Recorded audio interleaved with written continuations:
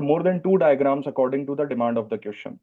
And I'll suggest that here your conclusion should be a forward-looking one. Forward-looking one, that means if you have a understanding of current affairs, or if you can link the current affairs information related to that particular question, then it would be really good.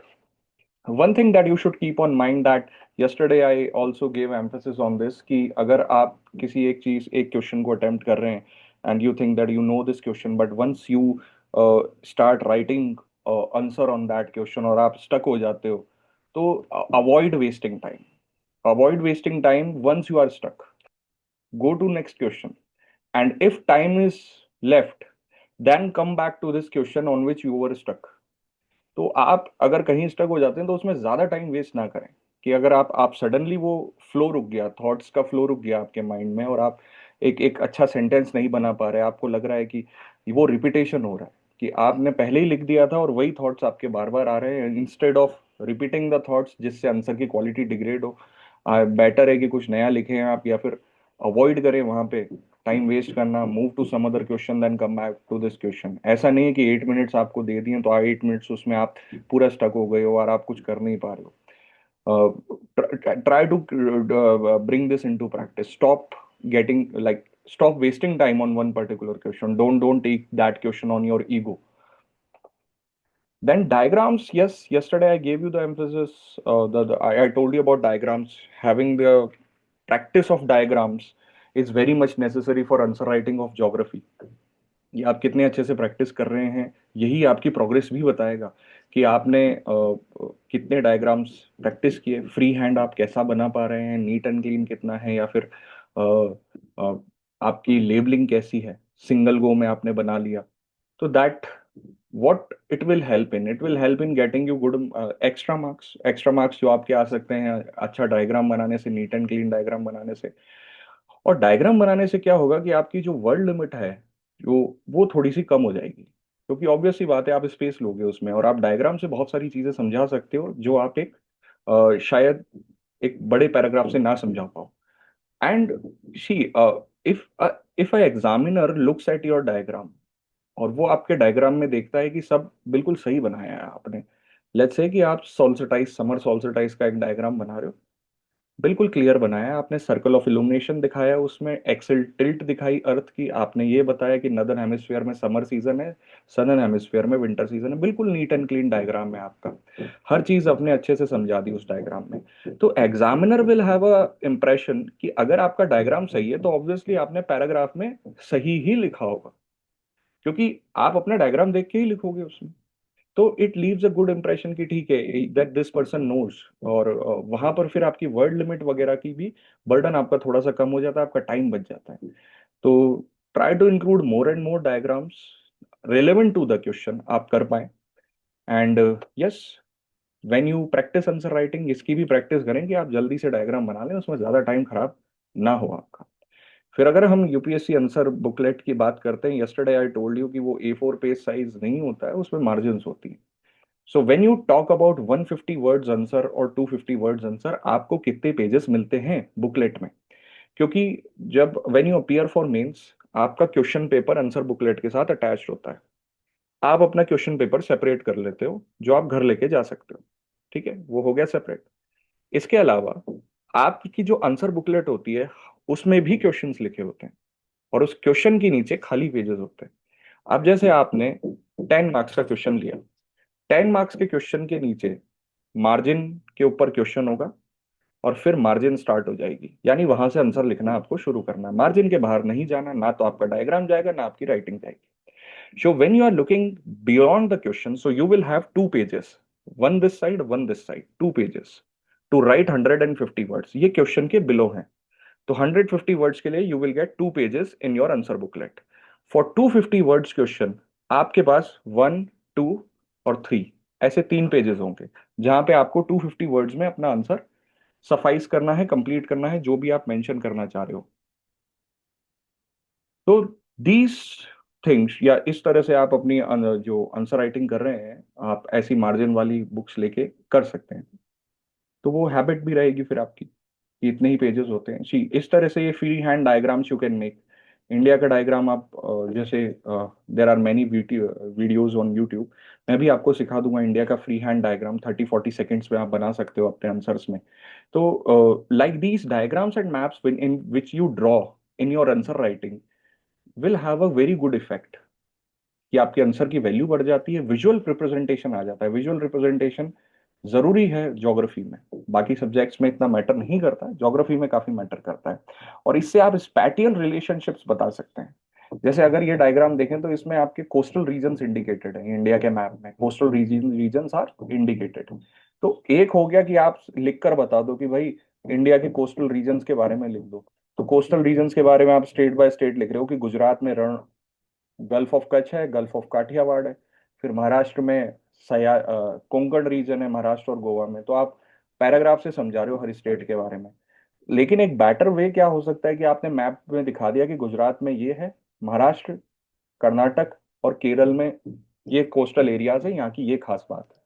तो paragraph में bullet points लिखकर साथ ही साथ diagram add करके you will save lots of time and you will be able to represent the spatial relationship. आप spatial relationship बता सकते हो कि एक्चुअल में आप किस जगह की बात कर रहे हो, या किस जगह से आप कंसर्न हो, क्या आप किसके बारे में आंसर कर रहे हो वहां पे।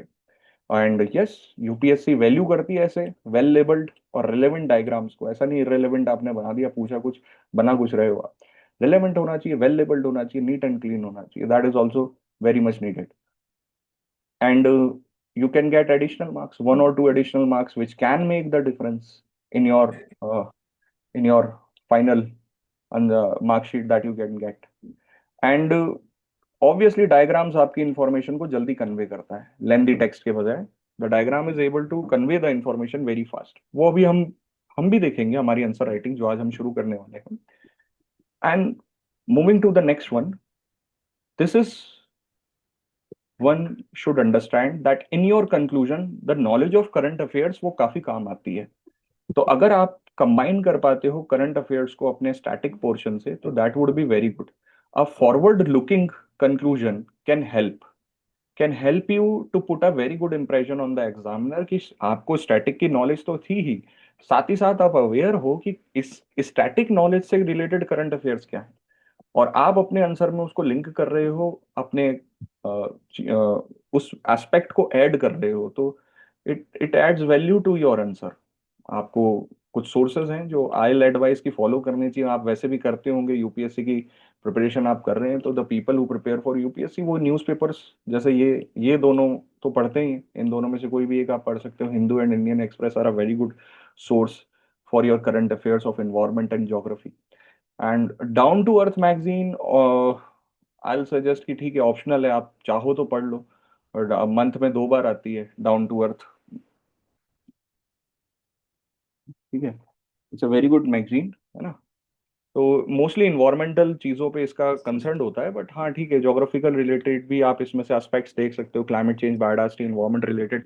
देर are many things which are covered under this. But I will suggest कि अगर आपके पास टाइम नहीं है और आप टाइम नहीं निकाल पा रहे हो मैगजीन के लिए, तो वो ऑप्शनल रखो। क्योंकि ये मैगजीन के करंट अफेयर्स वैसे भी आपकी जो अलग अलग इंस्टीट्यूट्स के करंट अफेयर्स हैं उसमें कवर हो ही जाते हैं। Newspaper reading I will suggest, क्योंकि न्यूज़पेपर रीडिंग से वो, देखिए न्यूज़पेपर रीडिंग सिर्फ आपके करंट अफेयर्स के लिए नहीं होती है। Newspaper reading increases your reading speed also. Now why reading speed is necessary, why reading speed is necessary for this exam? क्योंकि आपको बहुत सारा सिलेबस कवर करना है, 1 साल में, 1.5 साल में। आपको हिस्ट्री पढ़नी है, ज्योग्राफी पढ़नी है, इकोनॉमिक्स, पॉलिटी, साइंस, बहुत सारे सब्जेक्ट्स हैं। और मोस्ट ऑफ द स्टूडेंट्स ने शायद 10th के बाद ज्योग्राफी, हिस्ट्री या पॉलिटी पढ़ी भी नहीं, और सडनली आपको बोला जा रहा है कि आप ये पढ़कर आओ अपने एग्जाम के लिए।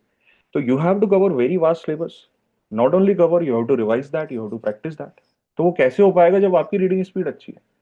अब आप साल भर पढ़ रहे हो और प्रीलिम्स से पहले 40 डेज हैं आपके पास रिवीजन के लिए। तो उन 40 दिनों में आपको वो साल 1.5 साल का रिवाइज करना है जो आप पढ़ के आए हो। तो 40 दिनों में आप कैसे रिवाइज कर पाओगे जब आपकी रीडिंग स्पीड, आपकी कॉम्प्रिहेंशन बहुत अच्छा होगा, आप पढ़ भी रहे हो और पढ़कर उसको समझ भी रहे हो। तो एकदम से तो इम्प्रूव होगा नहीं। वो कैसे इंप्रूव होगा? जब आप डेली बेसिस पे रीडिंग करोगे। तो डेली बेसिस पे रीडिंग आप किसकी कर सकते हो? आप न्यूज़पेपर की कर सकते हो। So newspapers are not only for your current affairs, they improve your reading speed, they improve your comprehension skills also.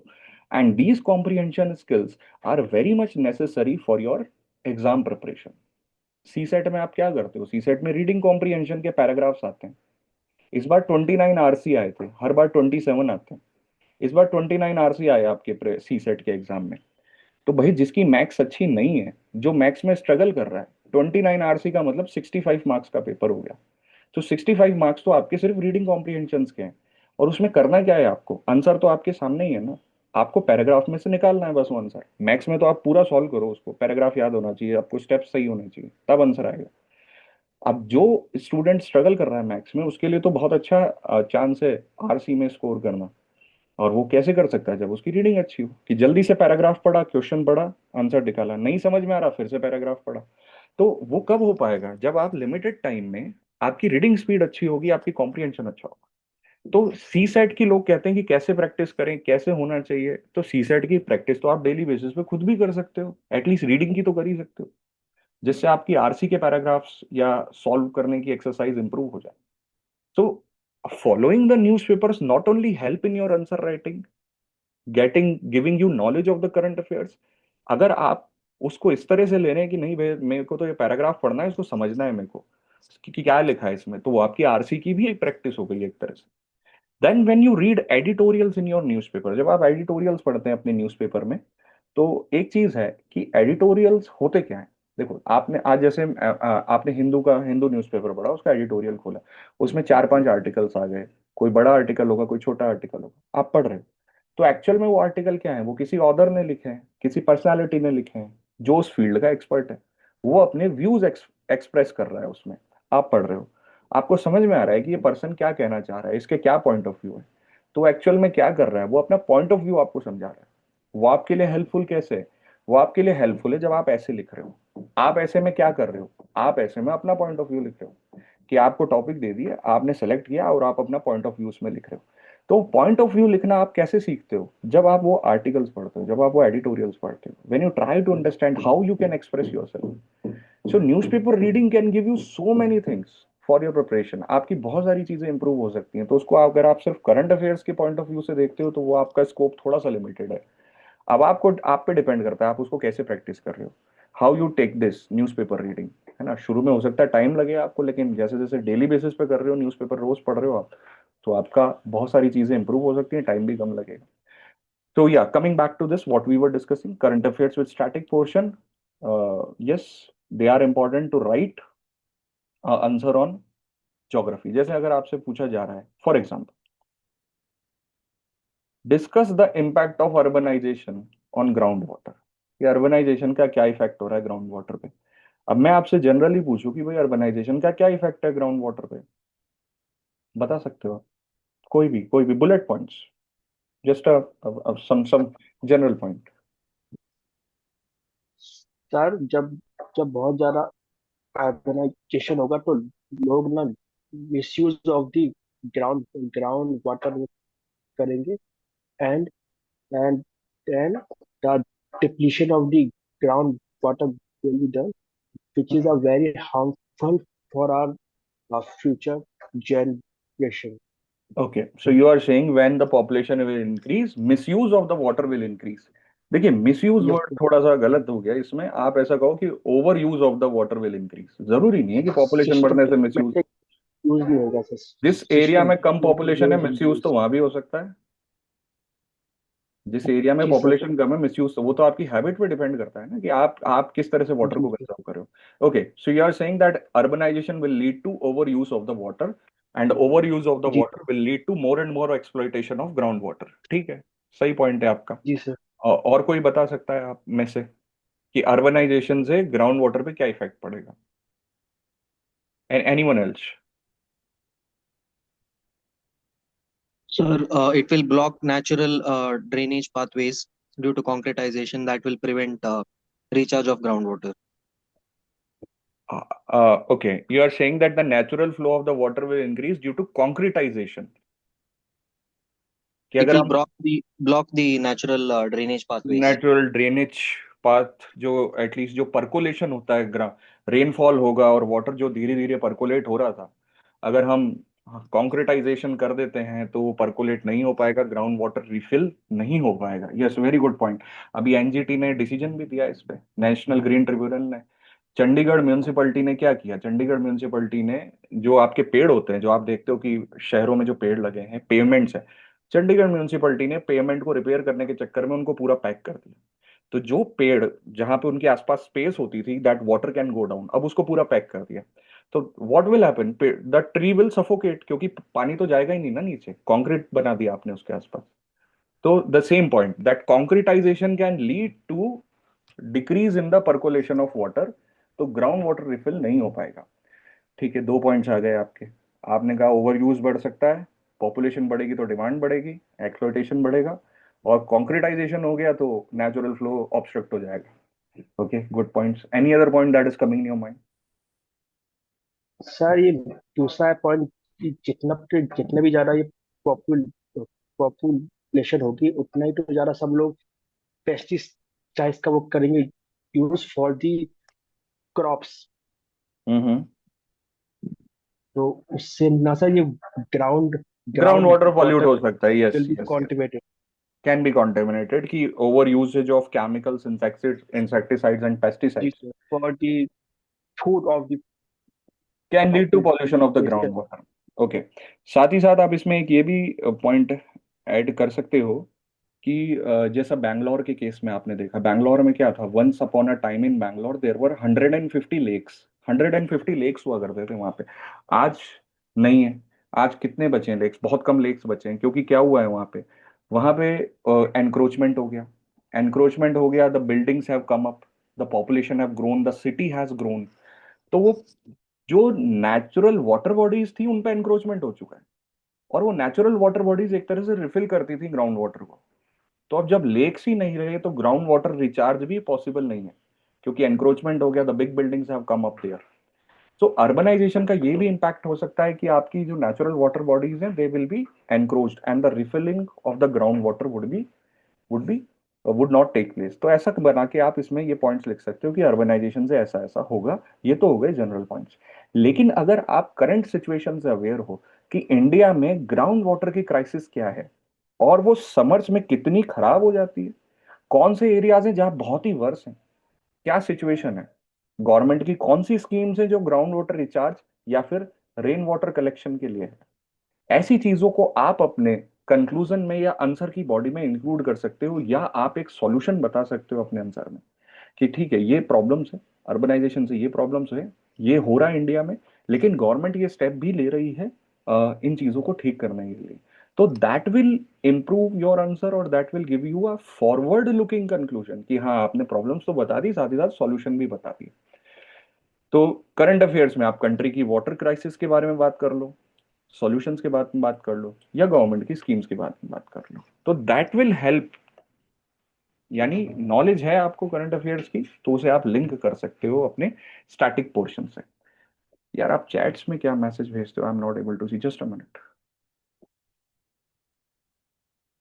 Okay यार। यस, अहमदाबाद में एक एग्जांपल था अभी पॉलिसी इम्प्लीमेंटेशन का। अच्छा। हाँ। यस, कि जो भी नई रेसिडेंशियल सोसाइटीज और वगैरह जो बनता है तो उसमें percolation well, rain water harvesting उसके लिए कंपलसरी है, तो ये एक हम्म। एग्जांपल बन सकता है। बन सकता है, बिल्कुल बन सकता है, गुड, बन सकता है।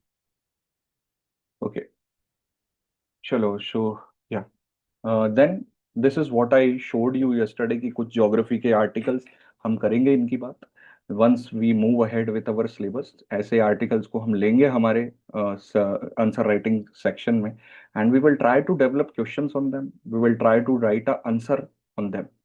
बट ये तब जब आप थोड़े से प्रैक्टिस आपके आ जाए, तब हम करंट अफेयर्स पे मूव करना बेटर रहेगा। First we will start practising on static portion. तो यहाँ से फिर हम अब अपने क्वेश्चंस की स्टार्ट करते हैं। तो in in the first session this was our plan कि हम बात करें यूनिवर्स, सोलर सिस्टम, अर्थ, और ऐसे टॉपिक्स को हम लें, लैटिट्यूड, लॉन्गिट्यूड, इनकी बात हम करें, अर्थ्स रोटेशन, रेवोल्यूशन, ये सारी चीजें। तो इससे रिलेटेड दो प्रैक्टिस क्वेश्चंस हम डिस्कस करेंगे आज। एक 150 वर्ड्स का है, एक 250 वर्ड्स का है। तो अगर आप 150 वर्ड्स का क्वेश्चन देखो, तो 150 वर्ड्स का क्वेश्चन है, explain the significance of big bang theory in understanding the origin of universe. 150 words का इक्वेशन, थोड़ा सा स्टैटिक है, जहाँ पे बिग बैंग थ्योरी के बारे में आपको पता होना चाहिए। जब आप 11th क्लास की ज्योग्राफी एनसीईआरटी पढ़ते हो तो उसके चैप्टर फर्स्ट तो खैर इंट्रोडक्शन है, उसमें जब आप यूनिवर्स वाला चैप्टर पढ़ते हो तो उसमें शुरू के कुछ पैराग्राफ्स इन थ्योरीज के बारे में है कि यूनिवर्स कैसे एग्जिस्टेंस में आया। कुछ अलग अलग थ्योरीज वहां पे दी हैं, but the big bang theory is the most accepted theory, है ना। अभी देखो, अब हम इसकी साइंस में नहीं जाएंगे कि आप टोटली एस्ट्रोनॉमी पे चले गए कि बिग बैंग थ्योरी है उसके क्या ड्रॉबैक्स हैं, वो क्यों नहीं है, मतलब कुछ लोग मानते हैं कुछ लोग नहीं मानते, ऐसा कोई नहीं पूछता आपसे। ठीक है, वो आप अपने सेंस से, if you want to discuss about this for the sake of knowledge, वो आप कर लो। But considering the demand of your paper, एक बार हम जस्ट प्रिलिमिनरी इंफॉर्मेशन इसकी लेते हैं। ये मोस्ट एक्सेप्टेड थ्योरी है, once again I am telling you, for which tells you about कि यूनिवर्स एग्जिस्टेंस में कैसे आया, बिग बैंग थ्योरी। तो उसी से रिलेटेड ये क्वेश्चन है, that explain the significance of big bang theory in understanding the origin of universe. तो जहां पे आपको इस, अभी स्टैटिक क्वेश्चन है, तो static question, how will you try to और how will you start this question. आप स्टार्ट ही करो थ्योरी से, जहां पे स्पेसिफिकली मेंशन्ड आपके क्वेश्चन में ये थ्योरी है, आप इसी की बात करो इंट्रोडक्शन में, इसी से शुरुआत करो, थोड़ा इधर उधर की बात ना करके डायरेक्टली पॉइंट पे आओ। स्टार्ट करो कि बिग बैंग थ्योरी क्या है। कि अगर हम देखें तो बिग बैंग थ्योरी कहती है कि यूनिवर्स एक सिंगुलरिटी था, मतलब एक पॉइंट था जिसे हम कहते हैं सिंगुलरिटी। दिस सिंगुलरिटी यानी इसी में आपका सारा मैटर, मास, सब इसी में ही कंसंट्रेटेड था, और ये सिंगुलरिटी पॉइंट एक्सपैंड होने लगा। यहां पर एनर्जी जो थी, मैटर जो था, वो एक्सपेंड होने लगा। ओके, एक बिग बैंग हुआ यानी एक्सप्लोजन हुआ, और इसके बाद ये पॉइंट, ये सिंगुलरिटी पॉइंट स्टार्टेड एक्सपेंडिंग। और आज प्रेजेंट स्टेटस ये है कि ये पॉइंट एक्सपेंड होते होते यूनिवर्स बन चुका है, जहां पर बहुत सारी गैलेक्सीज, बहुत सारे सोलर गैलेक्सीज, सोलर, और जैसा हमारा सोलर सिस्टम है ऐसे बहुत सारे सोलर सिस्टम्स हैं, अर्थ जैसे बिलियंस ऑफ प्लैनेट्स हैं, बिलियंस, और सन जैसे मिलियंस ऑफ स्टार्स हैं।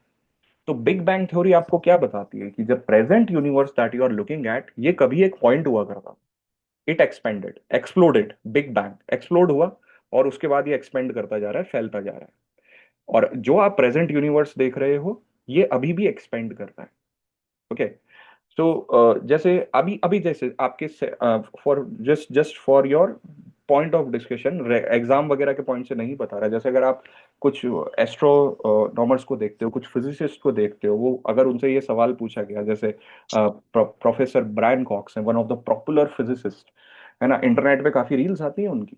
तो ब्रायन कॉक्स से किसी ने पूछा कि सर आपको क्या लगता है कि हम यूनिवर्स के एंड तक पहुंच जाएंगे अगर हम स्पीड, जैसे मान लीजिए if today NASA develops a rocket जो स्पीड ऑफ लाइट से ट्रेवल कर रहा है, तो आज हम अगर वो रॉकेट लॉन्च करते हैं तो क्या हम यूनिवर्स की एंड तक पहुंच जाएंगे, क्योंकि यूनिवर्स तो एक्सपेंड हो रहा है ना। तो ही सेड कि हम कभी नहीं पहुंच पाएंगे, क्योंकि आपका रॉकेट जब यूनिवर्स के एंड तक पहुंचेगा ना, तो वो तो एक्सपेंड हो चुका होगा ना, वो तो और आगे जा चुका होगा, तो आप यूनिवर्स के एंड तक कभी नहीं पहुंच सकते, क्योंकि यूनिवर्स डेली एक्सपेंड हो रहा है।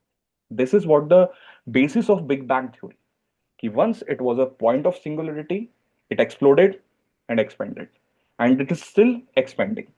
तो ऐसा बिलीव करते हैं फिजिसिस्ट कि ये एक्सपेंशन जो हुआ था, ये हुआ आपका 13.8 बिलियन ईयर्स अगो।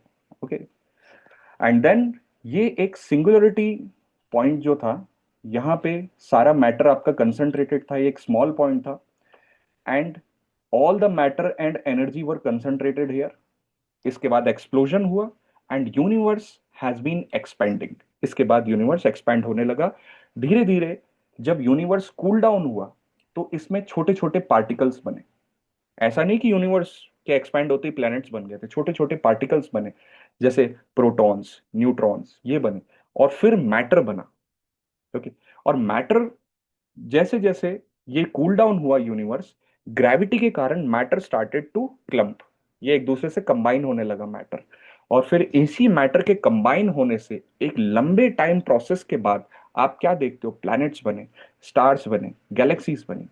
उन सब की फॉर्मेशन अलग अलग कारण से हुई, उस पे हमें नहीं जाना, उसकी साइंस पे हमें नहीं जाना, बट बेसिक यही कहता है कि ये जो सिंगुलरिटी पॉइंट था, एक्सपैंड हुआ, एक्सपैंड होने के बाद इसमें जब एक्सप्लोजन हुआ, it started expanding, cooling down और इसके कूल डाउन होने से the particles were formed, matter was formed, और इसी मैटर से आज आप जो प्लैनेट्स, गैलेक्सीज या स्टार्स देख रहे हो, नेबुला देख रहे हो, ये बने।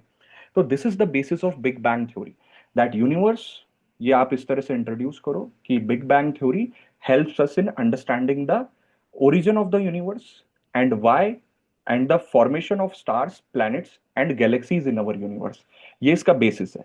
बिग बैंग थ्योरी क्या कहती है कि there was a point which was very dense, very hot, ये सिंगुलरिटी था इस पॉइंट का नाम, और सारी एनर्जी यहीं पे कंसंट्रेटेड थी।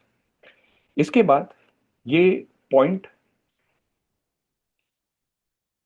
में जब एक्सप्लोजन हुआ, तो एक्सप्लोजन होने के बाद universe started expanding, then this universe cool down, और यहां पर सब एटॉमिक पार्टिकल्स बने। सब एटॉमिक पार्टिकल्स के बनने से मैटर बना, और ये मैटर जब क्लम्प हुआ, एक दूसरे से कंबाइन करने लगा, then different celestial bodies were formed, and our universe is result of this, our universe is result of this explosion, result of this big bang expansion. तो ये आप इनिशियल डिस्क्रिप्शन दे सकते हो। जरूरी नहीं है कि जैसा यहाँ पे लिखा गया है आप वैसा लिखो, अगर आप अपने वर्ड्स में भी समझा सकते हो, it would be very good. फिर जब भी आप, जैसे see this is what I am trying to say, कि ये सारा जो मैटर था एक ही पॉइंट में कंसंट्रेटेड था, द एक्सप्लोजन हैपेंड, जिसे आप बिग बैंग कहते हैं, and then this universe started expanding, expand होने लगा, और ये आज भी एक्सपेंड हो रहा है। इसमें जब मैटर कूल डाउन हुआ, तो आप देखते हैं different celestial bodies were form, our earth is one of them, sun is one of them, ऐसे ही बहुत सारे सोलर सिस्टम्स हैं, बिलियंस ऑफ प्लैनेट्स हैं और मिलियंस ऑफ स्टार्स हैं। ये यूनिवर्स अभी भी एक्सपेंड कर रहा है। बिग बैंग थ्योरी में बहुत सारे साइंटिस्ट ने कंट्रीब्यूट किया है। इसके एविडेंस क्या है? जब भी आप थ्योरी लिखते हैं ज्योग्राफी में, जब भी आप थ्योरी पोर्शन की बात करते हैं कि किसी थ्योरी के बारे में आपसे पूछ लिया, let's say I am asking you about continental drift theory, sea floor spreading theory, plate tectonics theory, तो ट्राई टू पुट एविडेंस। हमेशा उसमें कोशिश करें कि एक या दो एविडेंस आप डालें, ओके, कि ये एविडेंस सपोर्ट करते हैं इस थ्योरी को। जैसे what is the evidence supporting big bang theory? क्या एविडेंस है? एक्सपेंशन ऑफ गैलेक्सीज, कि गैलेक्सीज आज भी एक्सपेंड कर रही हैं, they are moving away from each other, okay, our universe is getting bigger and bigger. यहां पर एक और पॉइंट आप बता सकते हो, वो है रेड शिफ्ट। देखो रेड शिफ्ट क्या होता है, आप इस एनालॉजी को ऐसे समझो। मान लो you are standing on a railway platform, if a train is approaching to you, आपको अप्रोच कर रही है ट्रेन, प्लेटफॉर्म पे आ रही है, प्लेटफॉर्म पे, उसका साउंड जो आपको आएगा जब वो पास आ रही है, तो वो डिफरेंट होगा, है ना? जब उसने हॉर्न हॉन्क किया तो वो डिफरेंट आपको सुनाई देगा। अब जब वो ट्रेन जा रही है, आपसे दूर जा रही है, जा रही है, जा रही है, दूर चली गई, और फिर वो हॉर्न जो आप उसका सुन रहे हो, वो आपको डिफरेंट पिच पे सुनाई देगा। ऐसा आपने भी ऑब्जर्व किया होगा कि, चलिए ट्रेन से नहीं, आप रोड पे ही खड़े हो, if a vehicle is approaching you, उसका जो हॉर्न का हॉन्किंग होगा वो डिफरेंट पिच पे आएगा, जब वो दूर जा रहा है तो वो डिफरेंट पिच पे आएगा। तो यही लॉजिक लगाते हैं हम गैलेक्सीज पे। क्या होता है कि ये बिलीव किया जाता है कि अगर कोई गैलेक्सी हमारी तरफ आ रही है, क्योंकि यूनिवर्स तो एक्सपैंड कर रहा है, यूनिवर्स के अंदर जो गैलेक्सीज हैं मूव कर सकती हैं, किसी भी तरह से मूव कर सकती हैं। तो if a galaxy is approaching us, यानी अर्थ की तरफ वो आ रही है, तो वहां से जो लाइट आपकी तरफ आएगी वो ब्लू कलर की होगी, उसे ब्लू शिफ्ट कहते हैं। लेकिन जो गैलेक्सी आपसे दूर जा रही है, वहां से जो लाइट आएगी वो रेड कलर की दिखेगी आपको, इसे रेड शिफ्ट कहते हैं। तो रेड शिफ्ट का मतलब है, जैसे अगर आप हबल टेलीस्कोप की गूगल इमेजेस देखें, कि हबल टेलीस्कोप ने ये इमेज रिलीज करी, तो उसमें अलग अलग कलर नजर आते हैं आपको स्काई में, कहीं पे रेड, कहीं पे येलो। तो वो रेड कलर आपको क्या बता रहा है कि ये वो पॉइंट है यूनिवर्स का जो आपसे दूर जा रहा है, which is moving away from you.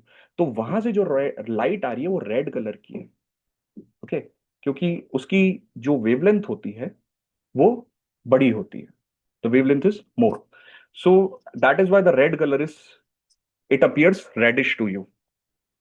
इसे रेड शिफ्ट कहते हैं। तो रेड शिफ्ट फिनोमेना हो क्या बताता है आपको? Red shift phenomena that if red light is coming from a galaxy, आपने यूनिवर्स में देखा, and red light is coming from some other galaxy, it means that galaxy is moving away from you. तो red shift phenomena बहुत ही common phenomena है astronomy में। अगर आप यूनिवर्स की इमेजेस देखते हो, रेड कलर आपको यूनिवर्स की इमेजेस में बहुत कॉमनली नजर आएगा। वो आपको क्या बता रहा है? वो आपको यही बता रहा है कि यूनिवर्स एक्सपेंड हो रहा है, that galaxy is moving away from. तो expansion of galaxies and red shift are two related phenomena, जहां पर आप इन दोनों पॉइंट्स को अपने आंसर राइटिंग में बता सकते हो कि ये बिग बैंग थ्योरी का एक सपोर्ट है, एक एविडेंस है। तो this what you can include in your answer. Now let's go back to our question. Our question was, explain the significance of Big Bang theory in understanding the origin of universe। तो आप इसी से start कर दो, यहीं से ले लो answer, इसी क्वेश्चन में से आंसर ले लो कि big bang theory plays a very important role in understanding the origin of our universe. Full stop. फिर आ जाओ आप थ्योरी के बारे में। Big bang theory states that there around 13.8 billion years ago there was a point called singularity in which all the energy and matter were concentrated. Full stop. Around that time, it exploded. The explosion event was known as Big Bang, and since then, the universe is expanding. After some time of Big Bang, the universe cooled down, and subatomic particles were formed, which resulted into the formation of matter. Full stop. फिर para change करो, फिर आप लिखो that with the formation of matter, as the time passed, the celestial bodies were formed: Earth, nebula, galaxies, stars. There are millions of sun like stars in our universe and billions of Earth like planets in our universe. Since Big Bang, universe is expanding. There are some evidence which support the theory of Big Bang. फिर आप लिखो red shift के बारे में, expansion of galaxies के बारे में, और फिर इसे आप कंक्लूड करो कि big bang theory is how astronomers explain कि यूनिवर्स कैसे बना, यूनिवर्स की शुरुआत कैसे हुई, यहाँ पे डिफरेंट सेलेस्टियल बॉडीज कैसे बनी, और यूनिवर्स अभी भी ग्रो कर रहा है, स्ट्रेच कर रहा है। तो this can give you this structure can give you idea of how to approach this answer. वहां पे आप ये वाला डायग्राम भी ऐड कर सकते हो, सिंपल सा डायग्राम है जहाँ पे एक सिंगुलरिटी पॉइंट दिखा के आप उसका एक्सपेंशन दिखा दो कि किस तरह से यहाँ पे पॉइंट कोई भी इवेंट है वो किस तरह से एक्सपेंड कर रहा है। ओके, तो this question can be sufficed in 150 words. Any doubt in this? Anything that you want to ask approach के बारे में? Yes sir. बताइए। सर वहां पे वो क्वेश्चन ने पूछ तो रहा है व्हाट आर द सिग्निफिकेंस, हम्म। तो हम लोग यहाँ थ्योरी को एक्सप्लेन क्यों क्यों हम लोग कर रहे हैं? तो थ्योरी से ही तो आप सिग्निफिकेंस बता पाओगे, थ्योरी ही तो सिग्निफिकेंस है, थ्योरी ही तो यही कह रही है कि यूनिवर्स बना कैसे, है ना। ये ओरिजिन ऑफ यूनिवर्स कैसे आया, अब उसकी बहुत सारी थ्योरीज हैं, but the most accepted theory is the big bang theory. That is why we are explaining the theory itself. Okay sir. Okay, anything else? I will show you the next question then. यार आप लोग messages लिखते हो, I am not able to access the message, what you are saying. Okay,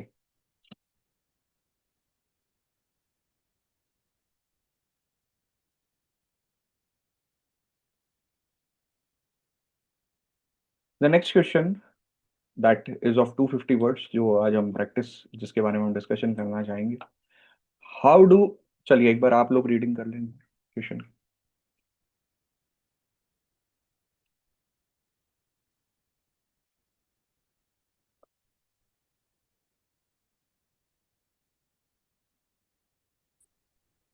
okay, Q. Sorry. तो ये PY cues है। P Y cues भी हैं, और अभी ये तो पी वाई क्यू नहीं है। ये कुछ क्वेश्चन है जो टॉपिक्स में से आई हैव फॉर्म्ड।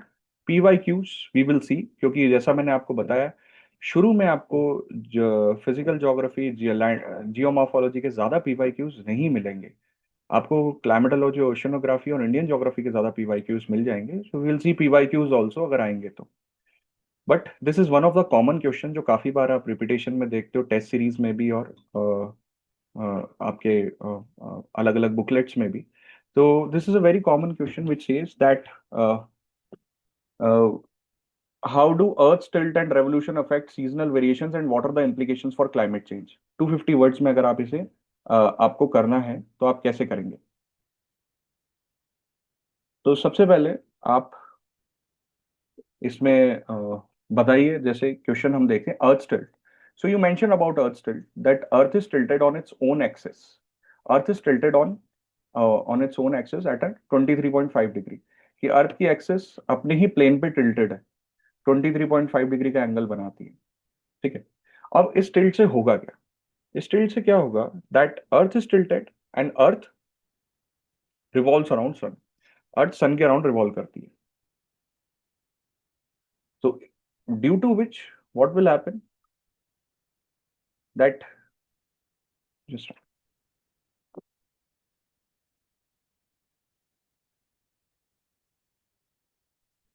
yeah.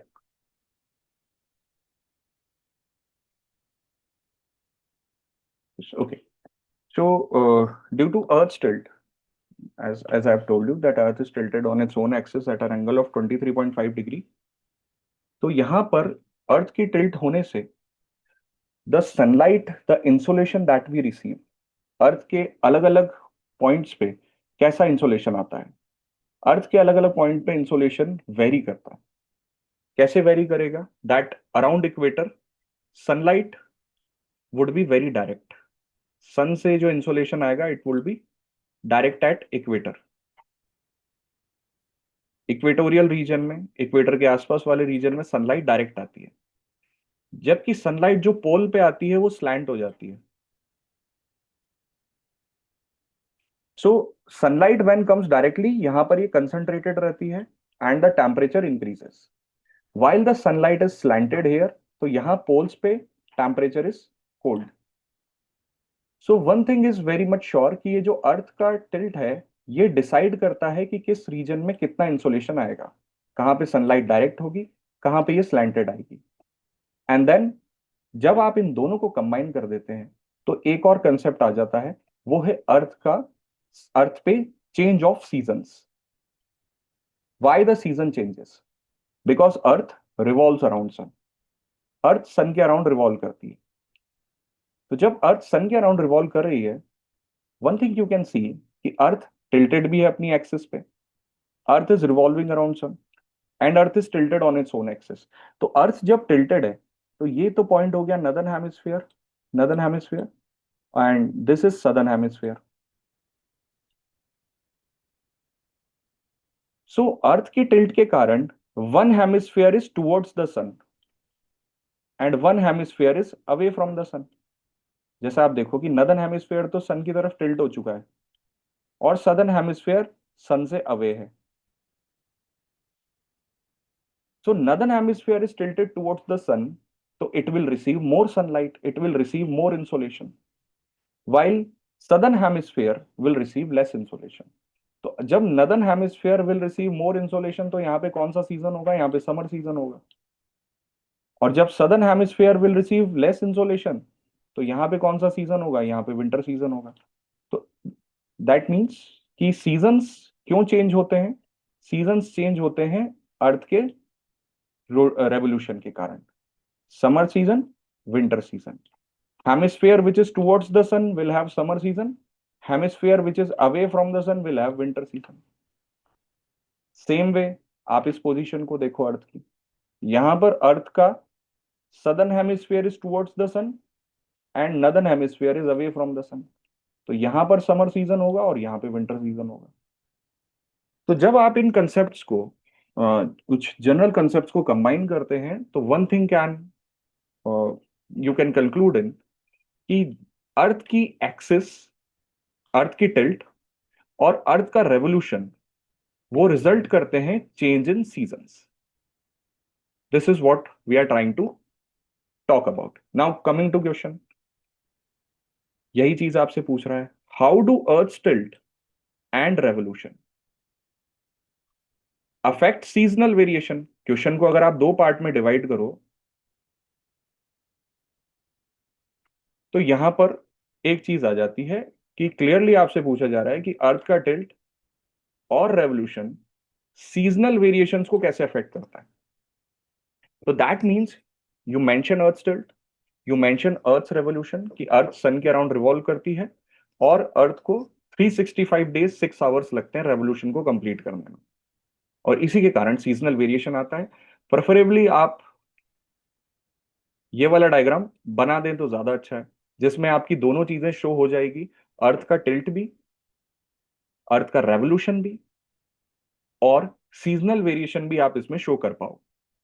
जैसे अगर आप ये दो भी हटा दो ना, इन दोनों को हटा दो, चलो इसको हटा दो और इसको हटा दो, स्प्रिंग और ऑटम को हटा दो, आप समर और विंटर दिखा दो, तो ये वाले डायग्राम भी बना सकते हो आप. इन दोनों को लिमिट कर सकते हो. जस्ट ये वाला भी सफाइस करेगा कि आपने इतना ही बना दिया कि सन के एक तरफ अर्थ इस दोनों डायरेक्शन में दिखा दिया आपने, एक तरफ नदर्न हेमिस्फीयर टिल्टेड है, एक तरफ सदर्न हेमिस्फीयर टिल्टेड है. तो if you can take this much information from the diagram और ये भी आप शो कर देते हैं, तो वो आपका सफाइस भी करेगा, इंफॉर्मेशन को मेंशन भी कर देगा और आपका टाइम भी सेव हो जाएगा. Then again going back to the question, यहां पर आप इसे अप्रोच कैसे करेंगे? जैसे अब आपसे पूछा जा रहा है how do earth tilt and revolution affect seasonal variation.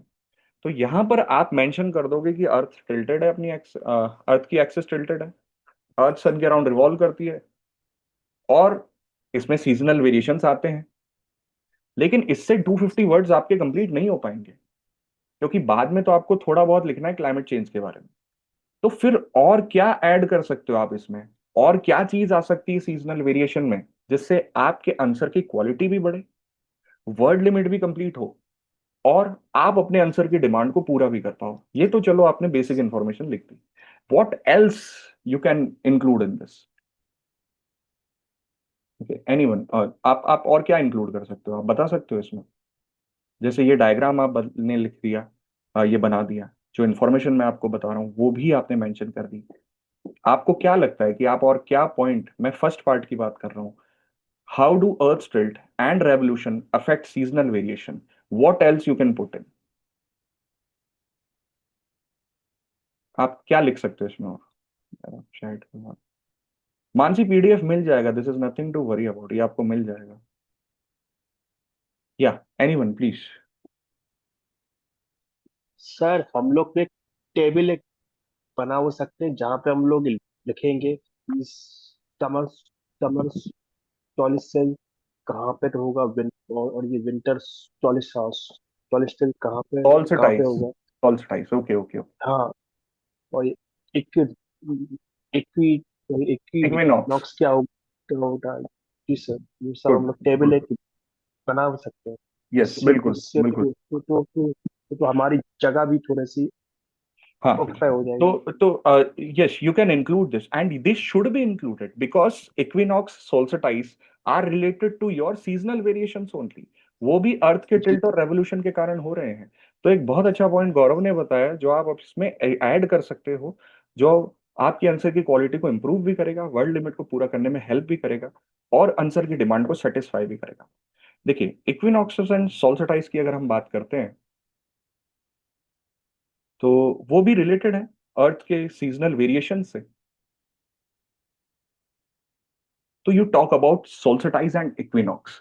Now the thing is that कि यहां पर अब आप लिखोगे क्या, क्योंकि सोल्स्टाइस होती हैं दो, समर सोल्स्टाइस, विंटर सोल्स्टाइस.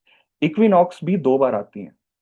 तो कौन से डायग्राम्स आपको बनाने चाहिए और उसमें कितना आपको लिखना चाहिए, ताकि क्वेश्चन के सेकंड पार्ट को एड्रेस करने के लिए टाइम भी बच जाए, जगह भी बच जाए. तो यहां पे आपको थोड़ा सा जुडिशियस होना पड़ेगा. देखो, लिखना तो सभी के बारे में आपको, ऐसा नहीं कि समर सोल्स्टाइस लिख दिया, विंटर सोल्स्टाइस छोड़ दिया, एक इक्विनॉक्स लिखा दूसरे को छोड़ दिया. नहीं, आप मेंशन चारों को करो और हो सके तो डायग्राम्स भी बनाओ. जैसे सोल्स्टाइस के तो दोनों के अलग अलग बनेंगे, इक्विनॉक्स का तो एक ही बना दो आप. यहां पर आप पे डिपेंड करता है, बहुत ज्यादा डिपेंड करता है आपकी स्पेस मैनेजमेंट पे.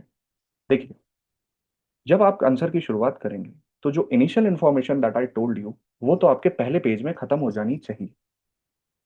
अर्थ tilt, earth revolution, seasonal variation with diagram, try to complete this in first page. अब जब आप पेज पलट के सेकंड पेज पे आते हो तो उस पेज को लेकर और दूसरे पेज की शुरू की 3-4 लाइनें, ये स्पेस है अब आपके पास इक्विनॉक्स और सोल्स्टिस के बारे में लिखने के लिए। और दूसरे पेज का जो 3/4 पेज बचा उसमें आप इस क्वेश्चन के सेकंड पार्ट को एड्रेस कर सकते हो। So this much space you have one complete page और दूसरे पेज की 3 या 4 लाइनें जिसमें आपको सोल्स्टिस इक्विनॉक्स के बारे में लिखना है। तो आप क्या लिखेंगे? तो समर सोल्स्टिस कब आता है? समर सोल्स्टिस आता है 21 जून को। 21 जून, इस दिन आप लॉन्गेस्ट डे ऑब्जर्व करते हैं कहाँ पे? नदर्न हेमिस्फीयर में। So make a small diagram. आप डायग्राम कुछ इस तरह से बना दो कि यहाँ पे ऐसा सन, इस तरह से सन को आप दिखा दें और अर्थ यहाँ। तो जैसे इस डायग्राम को देखिए, here you can see that earth is tilted. Earth अपनी एक्सिस पे टिल्टेड है। ये 21 जून की पोजीशन है। ये नदर्न हेमिस्फीयर हो गया and this is southern hemisphere. यहां पर आपने टिल्ट शो किया तो सन, अब northern hemisphere is towards the sun, southern hemisphere is away from the sun. तो नदर्न हेमिस्फीयर में समर सीजन होगा और सदर्न हेमिस्फीयर में विंटर सीजन होगा। So one thing that you can see here कि यहाँ पे ये जो दो साइड देख रहे हो आप अर्थ की, ये तो थोड़ी सी डार्क है ये वाली साइड, और ये थोड़ी सी लाइट है।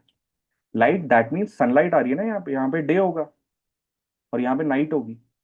अर्थ की जो साइड सन को फेस कर रही है वहां पे डे होता है और अपोजिट साइड पे नाइट होता है, इसलिए कलर डिफरेंस आप देख रहे हो। तो one thing that you should be careful in your diagram, ये ये वाला जो एरिया है ना, ये वाला एरिया, रुकिए मैं आपको फिर से बताता हूँ। डे और नाइट में डिफरेंशिएट कर लिया हमने, है ना? डे और नाइट में डिफरेंशिएट करने के बाद जब आप अपने डायग्राम में, अब देखिए है बहुत छोटी सी चीज बट एग्जामिनर इसको देखता है, इसलिए मैं आपको एम्फेसिस दे रहा हूं यहाँ पे। ये जो आप एक्सेस आपने टिल्ट बना दी, और ये मैंने काफी कॉपीज चेक करी हैं, मैंने, आप मानोगे नहीं, 70% कॉपीज में ये एरर देखा है कि वो इसको शो ही नहीं करते, वो इसको दिखाते ही नहीं, जबकि ये बहुत इंपॉर्टेंट एस्पेक्ट है। तो वो डायग्राम से ही आगे पढ़ने का मन ही नहीं करता कि डायग्राम ही गलत है तो आगे क्या पढ़ोगे आप। तो ठीक, it's a very small thing but be careful. यहाँ आपने एक्सेस बता दी, ये नदर्न हेमिस्फीयर है, ये सदर्न हेमिस्फीयर है। नदर्न हेमिस्फीयर को टिल्टेड दिखाया आपने सन की तरफ, सदर्न हेमिस्फीयर को अवे दिखाया। वन साइड डे है, वन साइड नाइट है। शेडिंग कर दी पेंसिल से आपने डे और नाइट दिखाने की।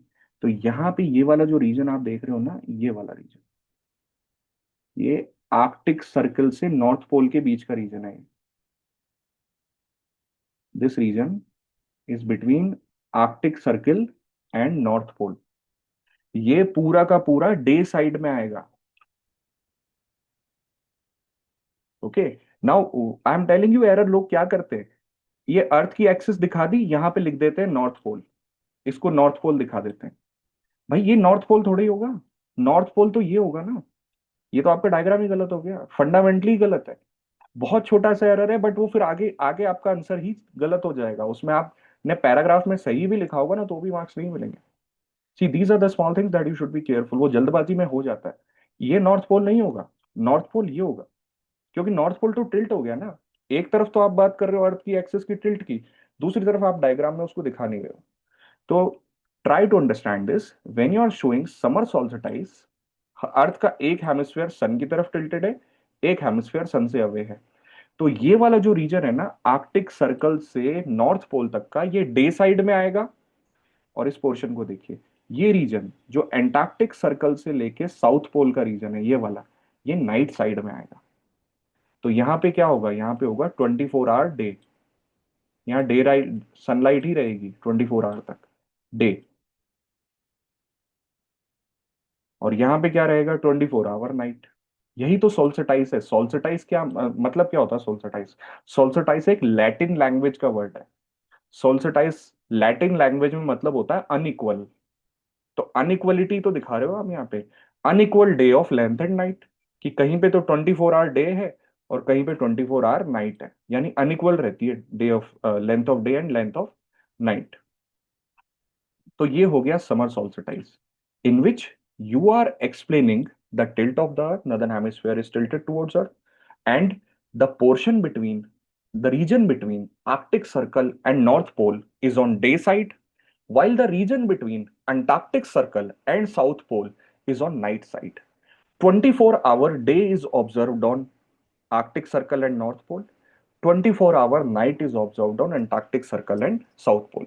अब ये अप्रोच कैसा हुआ आपका कि डायग्राम बना दिया, साइड में बुलेट पॉइंट्स में लिख दिया, क्विक क्रिस्प बुलेट पॉइंट, 3 या 4 बुलेट पॉइंट में समर सोल्स्टिस का डायग्राम, साइड में उसके बारे में लिख दिया, पॉइंट खत्म। ऐसे आ जाओ फिर आप विंटर सोल्स्टिस के बारे में। तो विंटर सोल्स्टिस इसके 6 महीना बाद आएगा, 21 दिसंबर। 21 दिसंबर को position would be little bit different. Here southern hemisphere is towards the sun while northern hemisphere is away from the sun. यहां पे भी आपने अर्थ की टिल्ट शो करी, अर्थ का रेवोल्यूशन शो किया, आप क्वेश्चन की डिमांड पर हो। Then one thing again in this diagram you have to be careful कि अब यहां पर नॉर्थ पोल पीछे चला गया, नाइट साइड में आ गया। ये तो नॉर्थ पोल हो गया और ये साउथ पोल हो गया। तो north pole is on night side and south pole is on day side. तो ये जो आर्कटिक सर्कल से लेके नॉर्थ पोल का रीजन है ये वाला, ये नाइट साइड में, यहाँ पे 24 आवर्स नाइट रहेगी, और ये डे साइड में, यहाँ पे 24 आवर्स डे रहेगी। तो सेम चीज आप इसके बारे में लिखो, डायग्राम बना दो, 3 या 4 बुलेट पॉइंट्स लिख दो, क्रिस्प बुलेट पॉइंट्स, और फिर ये मेंशन कर दो कि सद यहाँ पे लॉन्गेस्ट नाइट होती है नॉर्दर्न हेमिस्फीयर में, sorry not in southern hemisphere, northern hemisphere, I correct it.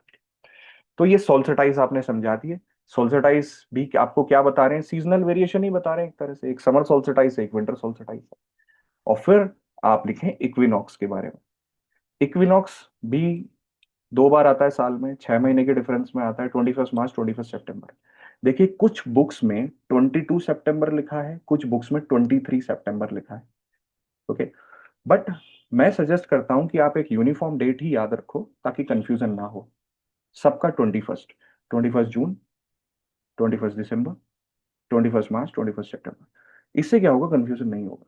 देखिए कुछ बुक्स में 22 भी लिखा है, 21 भी लिखा है, गलत नहीं है, उसका लॉजिक होता है। जैसे मान लो इस साल 21 मार्च को ये इक्विनॉक्स आया था, और मान लो कि अगला साल है लीप ईयर, तो आप 366 डे ऐड करोगे ना उसमें, तो 366 डे ऐड करोगे तो डेट तो चेंज हो जाएगी ना, और फिर उसके अगला साल नॉर्मल ईयर होगा तो डेट तो फिर चेंज हो जाएगी। तो वो 21 को भी आ सकता है, 22 को भी आ सकता है, उसका कोई बहुत बड़ी बात नहीं है वो कि डेट मिसमैच हो जाती है, वो दोनों दिन आ सकता है, डिपेंड करता है आप कौन से साल की बात कर रहे हो। तो इसलिए आप अपनी कन्वीनियंस के लिए try to remember the same date, 21, that's it. So equinox will come on 21 March, और इसके 6 मंथ्स बाद 21 सितंबर। इसमें आप एक ही डायग्राम बना दो इक्विनॉक्सेस का कि हेयर अर्थ का टिल्ट का, earth is tilted like that कि यहां पर sunlight falls directly on equator, sunlight equator पे फॉल कर रही है डायरेक्टली। कोई भी हेमिस्फेयर ना तो सन की तरफ टिल्टेड है ना सन से अवे है, okay, neither hemisphere is tilted towards the sun और away from the sun. Sunlight is falling directly on equator and all over the earth आप ऑब्जर्व करोगे 12 आवर डे, 12 आवर नाइट। कुछ मिनट्स का difference हो सकता है but neglect किया जा सकता है उसे। तो almost equal length of day and night, इस फिनोमेना को इक्विनॉक्स कहा जाता है। इक्विनॉक्स मींस इक्वल, तो इक्वल क्या, equal length of day and night. तो यहां पर आप इक्विनॉक्सेस के बारे में समझाएं, सोल्स्टिस के बारे में समझाएं। देखिए आज मैं आपको इसलिए समझा रहा हूं क्योंकि इसका एक प्रैक्टिस क्वेश्चन भी आएगा जो आपको अपने आप अटेम्प्ट करना होगा, तो नेक्स्ट टाइम मैं नहीं समझाऊंगा। That's why I am giving emphasis on it right now, and I expect कि आप वो डायग्राम जो आज मैं बता रहा हूँ सही बना के सबमिट करें। तो ये आप एक्सप्लेन करें। तो आप वापस एक बार क्वेश्चन को देखते हैं। How do earth tilt and revolution affect seasonal variation? तो यहां पे आपने पूरा पूरा एक्सप्लेन कर दिया कि earth axis is tilted, earth revolves around sun and seasonal variation occurs. You also explained equinoxes and solstices with correct and well labeled diagram. अब आप आ जाओ इसके नेक्स्ट पार्ट पे, what are the implications for climate change. तो climate change से क्या implication, इसको आप कैसे रिलेट कर पाओगे। अब ये आपकी नॉलेज पे डिपेंड करता है कि आप कितना जानते हो क्लाइमेट चेंज के बारे में। What is climate change, what do you know about climate change, why climate change happens.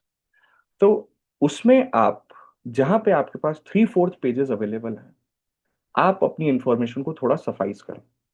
आप टू द पॉइंट आ जाओ कि climate change is happening in present due to the emission of green house gases. Climate change is happening at present due to emission of greenhouse gases, and it is having the effect on climatic phenomena of Earth. कि green house gases का emission हो रहा है क्योंकि हम fossil fuels burn कर रहे हैं, और यही green house gases climate change में एक बहुत बड़ा रोल प्ले कर रही हैं। आप क्या पढ़ रहे हो न्यूज़पेपर में, आप वो जनरल पॉइंट्स लिखो। आप लिखो क्लाइमेट चेंज से क्या हो रहा है। क्लाइमेट चेंज से जो आजकल न्यूज़पेपर में ऑलमोस्ट डेली बेसिस पे आता है, ग्लेशियर्स मेल्ट हो रहे हैं। अभी स्विट्जरलैंड में ग्लेशियर मेल्ट हो गया, विलेज में फ्लडिंग हो गई वहां पे। वो विलेज जहां पे लोग रहा करते थे, सालों से रह रहे हैं, जनरेशन से रह रहे हैं, वो पूरा का पूरा सबमर्ज हो गया, क्योंकि जहां पहाड़ों में वो था वहां ग्लेशियर ब्रेक डाउन हो गया and the whole village it flooded. And people are linking it to climate change कि ये बड़े बड़े ग्लेशियर्स ब्रेक डाउन हो रहे हैं। तो जो सबसे जनरल पॉइंट है वो आप लिखो कि क्लाइमेट चेंज से the poles and the cold regions are getting warmer. ये रीजन्स वार्म होते जा रहे हैं, यहाँ पर ग्लेशियर मेल्टिंग और फ्लडिंग जैसी प्रॉब्लम्स बढ़ती जा रही हैं। Apart from that, heat waves are increasing climate change से। ये सब आप किससे लिंक कर रहे हो, पोल्स का वार्म होना, हीट वेव्स का आना, ट्रॉपिकल रीजन में, टेम्परेट रीजन में हीट वेव्स का आना, या आप सीजनल वेरिएशन से ही तो रिलेट कर रहे हो। ये सीजन होते हैं अर्थ पे कि एक विंटर सीजन है, एक समर सीजन है, एक मानसून सीजन है, लेकिन अब चेंजेस आ रहे हैं उसमें। वो चेंजेस क्यों आ रहे हैं, वो चेंजेस आ रहे हैं ग्रीन हाउस गैसेस के कारण, जिसे आप क्लाइमेट चेंज कह रहे हो। तो आप लिंक करो, आप उस फिनोमेना को समझाओ कि प्रेजेंट में आप क्या देख रहे हो, कि क्लाइमेट चेंज के इम्प्लीकेशंस क्या हो सकते हैं। क्लाइमेट चेंज को आप सीजनल वेरिएशन से कैसे लिंक कर सकते हो। जहां आप एक तरफ बात कर रहे हो कि कुछ चीजें स्टैटिक है, कि कभी समर होगा, कभी विंटर होगा, कभी लॉन्गेस्ट डे होगा, कभी लॉन्गेस्ट नाइट होगी, अब आप उनमें चेंजेस देख रहे हो कि some unexpected events are happening.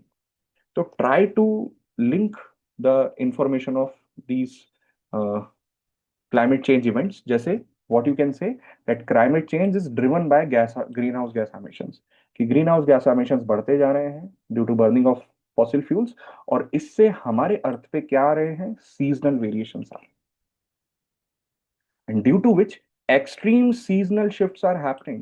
Summers are getting hotter, हर साल वार्म होता जा रहा है पिछले साल के कंपैरिजन में। आप अगर अवेयर हो तो रिपोर्ट क्या कहती है, डब्ल्यूएमओ की, वर्ल्ड मेट्रियोलॉजिकल ऑर्गेनाइजेशन, और इसकी आईपीसीसी की रिपोर्ट क्या कहती है। ये रिपोर्ट कहती है कि 2024 was the warmest year in earth history. मतलब अभी तक अगर हम देखें, जब से हम रिकॉर्ड कर रहे हैं टेम्परेचर, 2024 अब तक का सबसे वार्मेस्ट ईयर है।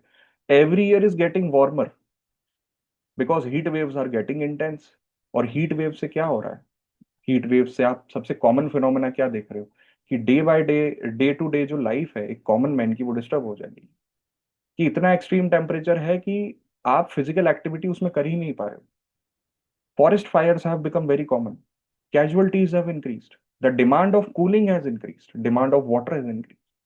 तो हॉटर समर्स, समर्स तो पहले ही हॉट थी, अब हॉटर होती जा रही है। Milder winters, milder winters, milder winters, देखिए विंटर्स कोल्ड होती हैं, लेकिन अब वार्मिंग इतनी ज्यादा हो गई है कि विंटर्स में आपको इतना कोल्ड टेम्परेचर फील नहीं होता, माइल्ड है। And altered precipitation, rainfall pattern has changed, कि जब आप एक्सपेक्ट करते हो तब तो रेनफॉल नहीं हो रहा, किसी और टाइम पे हो रहा है। So this is what you can put, that polar regions are experiencing accelerated warming. Polar regions, colder regions are getting warmer. Ice cover reduce होता जा रहा है, ग्लेशियर्स मेल्ट हो रहे हैं, और इससे हमारे अर्थ पे जो इकोसिस्टम्स हैं ये डिस्टर्ब हो रहे हैं, वाटर साइकिल्स डिस्टर्ब हो रहे हैं। यहाँ आप लिंक कर सकते हो अपनी क्लाइमेट चेंज इन्वायरमेंट की नॉलेज को, कि प्रेजेंट में आप क्या देख रहे हो, और बहुत अच्छा आंसर आप लिख सकते हो अगर आपने इसमें कुछ एग्जांपल्स लिख दिए, रीसेंट एग्जांपल्स, की रीसेंट क्या प्रॉब्लम हुई क्लाइमेट चेंज से related.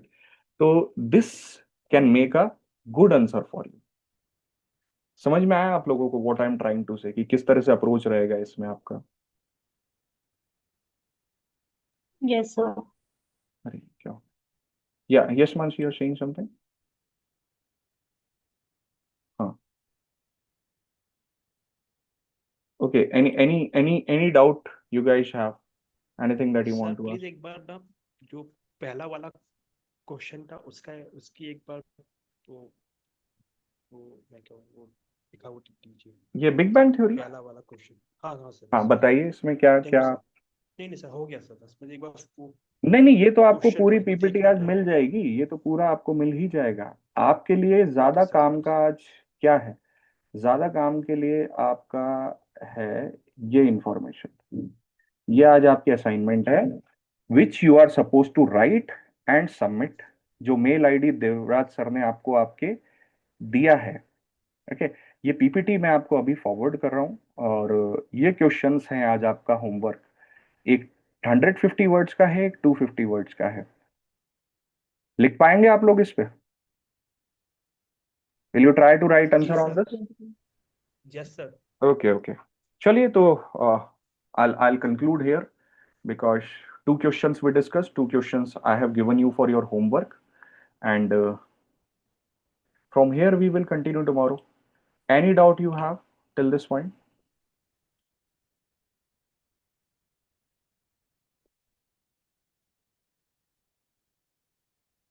Okay, anything that you want to ask? No, sir.